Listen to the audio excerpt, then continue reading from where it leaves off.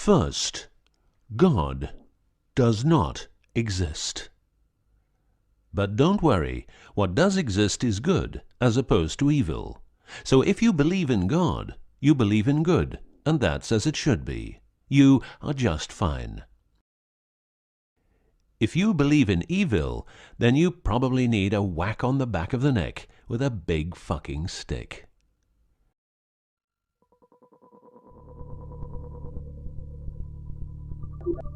Around 5000 BC, we, Homo sapiens, were genetically modified by space aliens. These aliens first landed where the river Euphrates enters the Persian Gulf. The reason is that in that area, a high concentration of what is called monatomic gold is found in the seawater, while nowadays the highest concentration is found on the islands of Hawaii.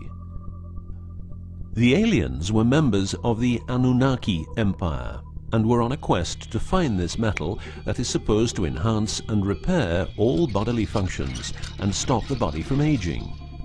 Monatomic gold is what is called a superconductive metal. Superconductivity means that if you transport, for example, electricity through a line made of this material, you would not lose any energy as a result of heat dissipation. So if you input 100% of energy, you also output 100% of energy. Now apply this principle to your brain, which is a huge, sensitive electrical machine.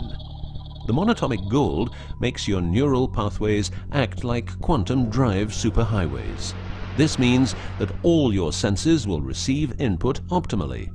In turn, these inputs will be processed optimally, and those parts of your brain you don't use will become more active, so enhancing your memory, making you better understand problems, allowing you to sense evil, detecting lies, becoming telepathic, and even being able to time travel in your mind by seeing the past or the future.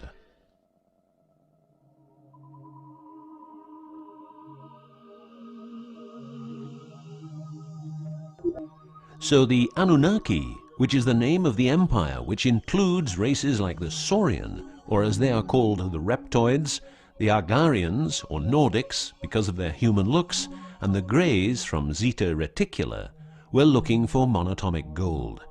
This involved enormous effort because it had to be extracted from seawater, or by processing it in such a way that the gold, usually in pairs of 8 atoms per molecule, could be separated into individual particles. In this fashion, the monatomic elements were separated from the multi-atomic cousins. In a similar way, uranium-235 is produced. For the use as intelligent slaves, the Anunnaki took a man, let's call him Adamski, and took out a part of a rib. This is because the rib is a part of the human body that can be removed without causing too much damage, and because the rib contains bone marrow, it's a perfect source for DNA. The Anunnaki modified the DNA for a better manipulation of the humans and implanted it into a woman, let's call her Mulva. Mulva then had children with Adamski, and their children were, just like Mulva, genetically modified. These humans worked for the Anunnaki, but not a lot of humans knew about the Anunnaki, and then, for some reason, the Anunnaki disappeared. An interesting detail is that the symbol for human DNA resembles the word Yah, which is God, but surely this is a coincidence.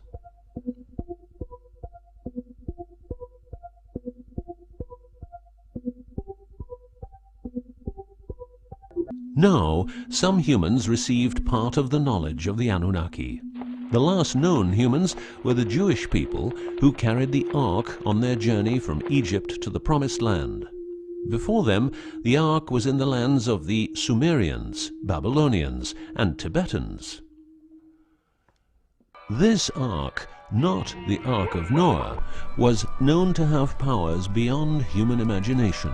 It could levitate and deliver the fire of stars, a dangerous firework-like display of power that occurred when the monatomic elements became unstable.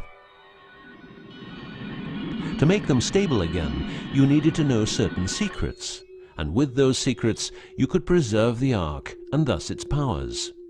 The humans who were close to the secrets of the Ark had long and prosperous lives. The best known was Methuselah, who lived to the age of 950. Wherever the Ark is, the culture thrives, and over the centuries it moved from Jerusalem to Rome to London, and is now supposed to be in the United States of America. The Ark always moves west, and will always keep moving west. From the very beginning, the people who own the Ark have never given it away, and great care is given to preserve the bloodline's purity of the holders of the Ark. Renowned conspiracy theorist David Icke studied the bloodline of George W. Bush.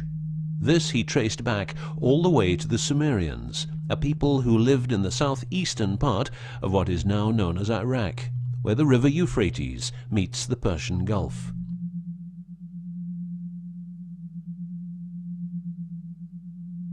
The secrets of the elements of the Ark, scientifically known as ORMs, orbitally rearranged monatomic elements, are nowadays hidden by secret societies that have control over society worldwide. The word ORM is the same as the Hebrew word which means the tree of life. ORMs consist of 8 metals. These 8 metals are ruthenium, rhodium, palladium, and silver, known as the light platinum group, and osmium, iridium, platinum, and gold, known as the heavy platinum group.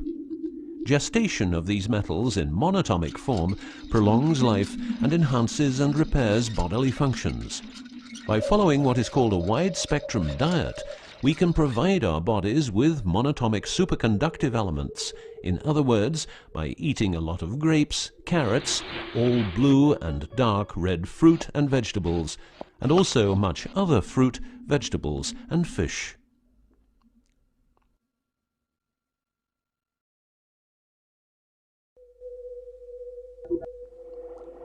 There are countless fragments of footage shot by both Russian and American astronauts, which show the vast number of lights that seem to be attracted by releases of electromagnetic energies by both the Earth and man-made objects such as satellites. In Building 8 of the Johnson Space Center in Texas, the USA, high-resolution pictures taken by satellites are photoshopped each day to remove proof of aliens. In the film The Secret NASA Transmissions, the footage, it becomes clear that astronauts have grown accustomed to these strange anomalies, and that even in 2000, an unprecedented cooperation between NASA, the Russian Space Agency, and a committee of UFO experts was formed to share knowledge on this subject. To better understand this whole story, a few revelations are in place. Everything vibrates because atoms vibrate, and that is because the subatomic particles are in harmonic resonance, a fancy word for vibration and keeping themselves in equilibrium. Gravity is vibration generated by the presence of mass, and it can be neutralized by altering the harmonic resonance of the gravitational field. In other words, if you generate vibrations, you can alter gravity, and with superconductive materials, the amount of energy needed for generating the vibrations is greatly reduced. A practical example of reducing one vibration with other vibrations is the use of anti-sound. If you instantaneously produce the exact opposite waveform that comes towards you in the form of sound, the sound will cease to exist. This is called destructive interference.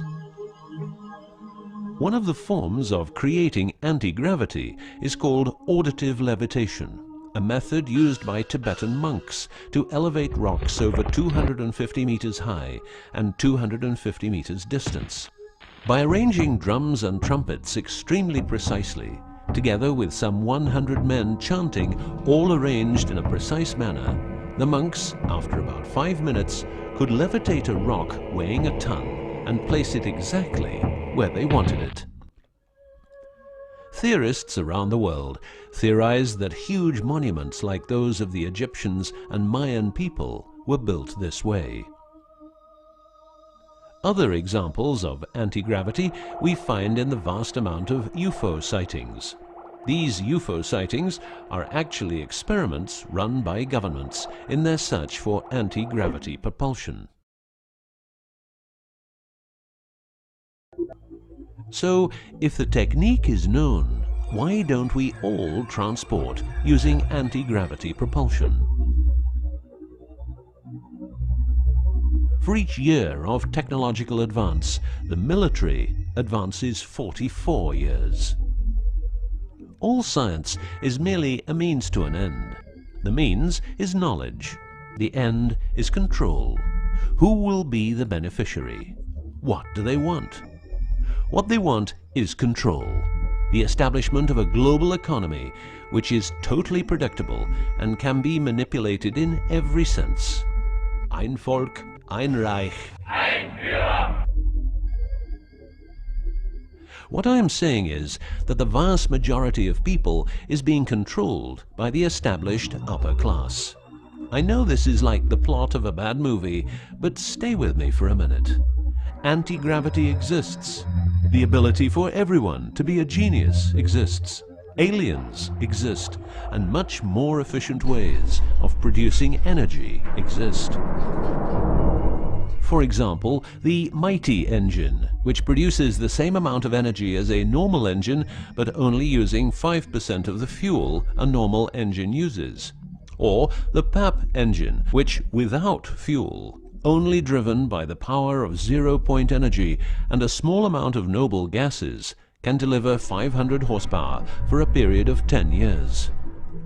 Or the Maternita machine of the Maternita commune, which has delivered 3 to 4 kilowatts out of thin air for the last 20 years. What would be the consequences for the upper class if they lose their monopolistic knowledge? What would happen to them if people would know about the secrets they're holding for us? If I don't need any more gasoline, what would happen? If I don't need any more electricity or gas, what would happen? If I don't need any more medicines from the pharmaceutical industry, what would happen? In order to ensure their powers, the upper class, some call them the Illuminati, handles a strict agenda. The agenda has the aim to prepare the world for world domination, beginning in the US and Europe.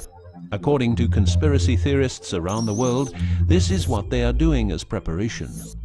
By the way, these people are extremely smart and fanatic, extremely rich, and they have tried it before. Then they were called the Nazis.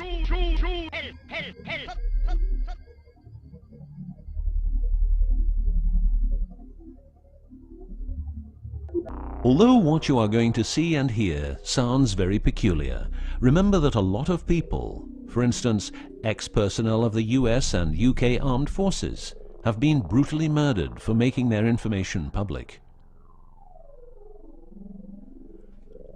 Let's begin with 9/11, but first a little history. What the Second World War did for the US is that it gave the country such an economic lead that it could easily grow more comfortable in its already powerful role. The industry of war gave everybody jobs, and therefore everybody could start consuming. Marshall aid gave Europe the economic impulse it needed. In other words, war leads to flourishing economies and leaps forward in technology. The process of transformation, even if it brings revolutionary change, is likely to be a long one, aside from some catastrophic catalyzing event like a new Pearl Harbor.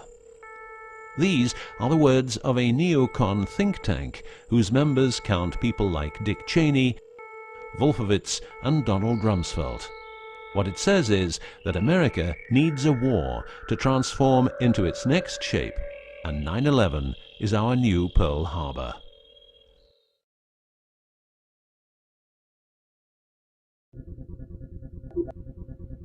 In the manipulation of people, one of the strongest weapons is to make people believe someone else did it. What I'm trying to say is that the US government is trying to make the people believe Osama did it. But did Osama do it? Did you know that 6 weeks before the WTC towers collapsed, the owner had a new insurance policy made up, ensuring that the owner, if the towers would collapse due to a terrorist attack, would receive the amount of $3.5 billion. The owner, because 2 towers went down, tried to claim 2 times $3.5 billion, but only received 2.2. What happened to building number 7?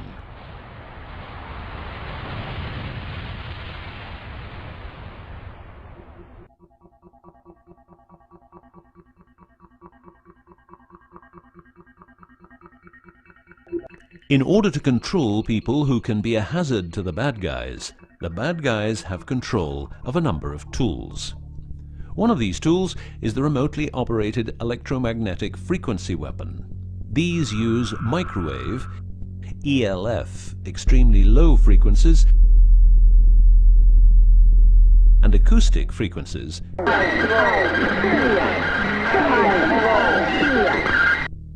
to covertly attack and harass innocent citizens.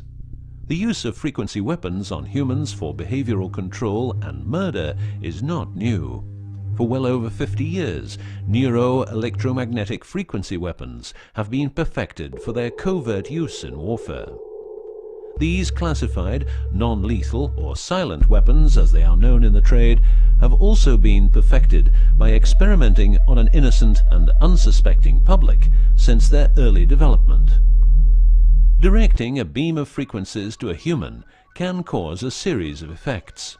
A well-known effect is ELFs, causing nausea, headaches, wild racing heart without cause, sudden violent itching in different parts of the body. A frequency weapon can look like this, or like this.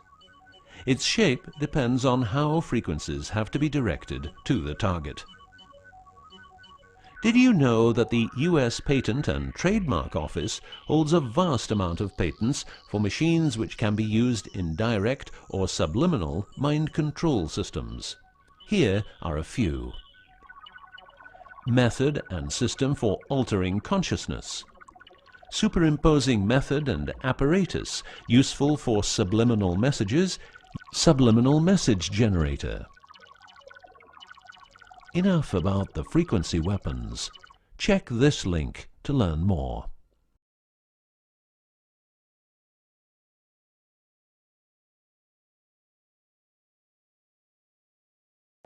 You will realize that to control people, you have to know what they are communicating. So in the 1950s, the UK and USA decided to set up the world's biggest espionage network to make sure all communications between Russians and spies or allies were monitored.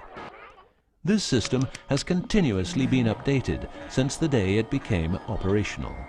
The system's name is Echelon and consists of a vast network of listening posts, extremely advanced computers, an enormous number of people, dishes, and taps. Echelon's computers capture every communication via internet, GSM, UMTS, landlines, TV and radio broadcasts, satellite communications, private, military, and diplomatic, and listens to every word. The computers work with a list of keywords, and when a message contains one or more keywords, the message is directed to a specialist who examines the message. If it is suspicious, further action may be taken. Echelon centers are around the world, but here are the best-known locations.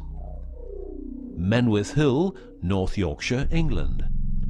HARP, Remote Mind Control Computer Center, Alaska. Pine Gap, near Alice Springs, Northern Territory, Australia. Pine Gap has a complex of radomes, a huge computer room, and about 20 support buildings. The signals analysis section of the computer room is staffed exclusively by CIA and NSA analysts. Within the USA, Australia and the UK, the NSA can plug into every telephone call and message entering, leaving or transiting the country. The NSA is also constructing a network of towers up to 500 feet high, each tower at a distance of 200 miles from each other and stretching from the east to the west of the US. The network is called GWEN, Ground Wave Emergency Network. This network transmits very low frequencies combined with ultra-high frequencies and is used in case the communication systems in the US are rendered useless because of a nuclear attack. Coincidentally, the frequencies of GWEN coincide with the frequencies being used by frequency weapons. Also coincidental is the fact that mobile telephone systems like GSM and UMTS also operate in the same frequency areas as some frequency weapons.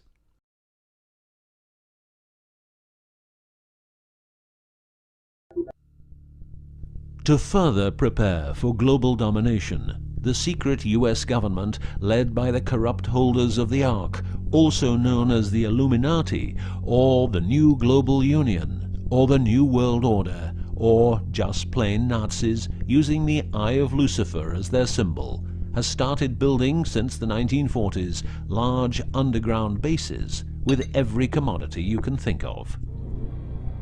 These bases are basically large cities underground, connected by high-speed magneto-leviton trains that have speeds up to Mach 2. According to Phil Schneider, the black budget is a secret budget that garners 25% of the gross national product of the United States. The black budget currently consumes trillions of dollars per year. Presently, there are over 129 deep underground military bases, or DUMBs, in the United States. These underground bases were built using nuclear-powered laser drills that can drill 7 miles per day. Also, dedicated nuclear explosions were held to create large underground spaces. A lot of contractors work in these places, but never more than 3 to 4 weeks. Always under strict supervision, and before entering a site, they are warned that if they talk about what they see, it will cost them their lives.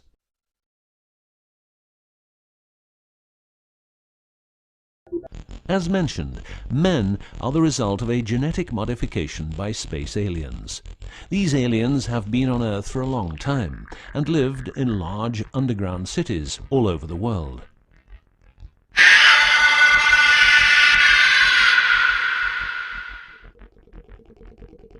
Collaboration with modern governments began as early as 1933 with the Bavarian Illuminati and Thule secret societies.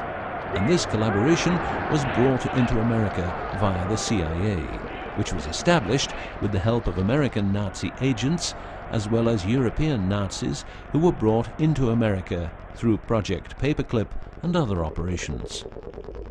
It was agreed that the aliens and the upper-class secret government would help each other, as agreed in the 1954 Greada Treaty.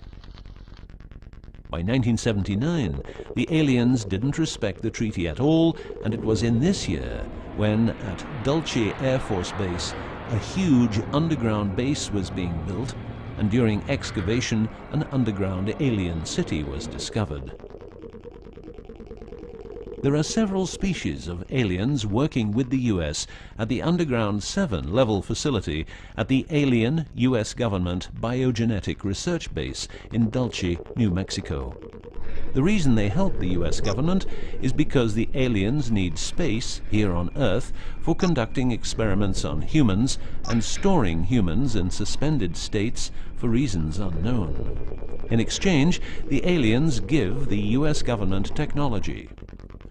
Examples of these technologies are stealth aircraft, anti-gravity propulsion, genetic research, quantum technologies, computer technology, biological warfare, medicine, GSM, etc.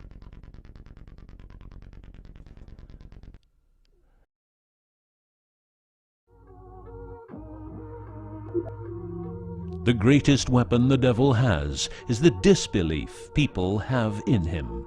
The devil represents evil, and those who want to dominate are the evil ones because they keep their knowledge from saving lives and improving the world. Instead, the evil ones will make the people more docile and stupid, using more tricks in order to achieve their goal, which is world and universal domination. The story of the aliens seems so unreal that, like the devil, it is subject to ignorance and ridicule, and that is its greatest weapon.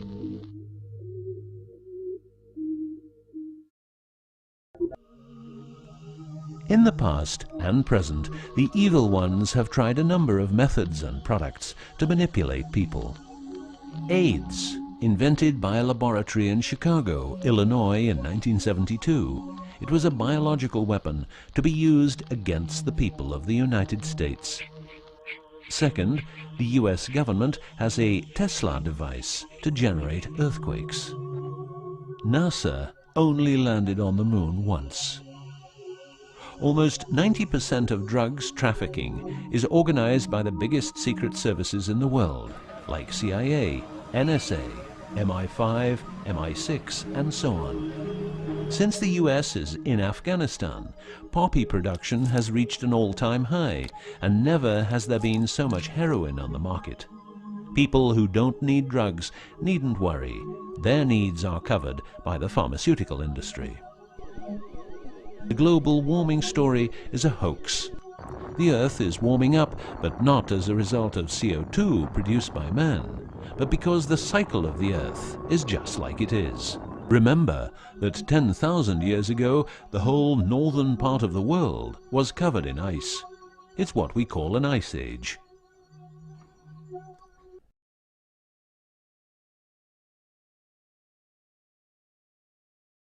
The Ark, in its recent form, started its journey in the deserts of Egypt and was carried to the Holy Land by the Jewish people. In Jerusalem, the Ark started its journey around the world, heading west. Everywhere the Ark has been, one or more obelisks are erected as a symbol of establishment. In the future, the Ark will travel to China, Russia, Iran, until it reaches Jerusalem again, which means the whole world will be under the influence of Lucifer's eye. That will be the moment the Anunnaki Empire will settle and rule Earth uncovertly. On many important sites in the world, buildings carrying symbols of Lucifer's return are common. The best-known example is the Pentagon, which suggests a pentagram referring to the Jewish symbolism and the symbolism of the Ark. Another example is the Israeli High Court. It's a building with dozens of satanic and secret symbols.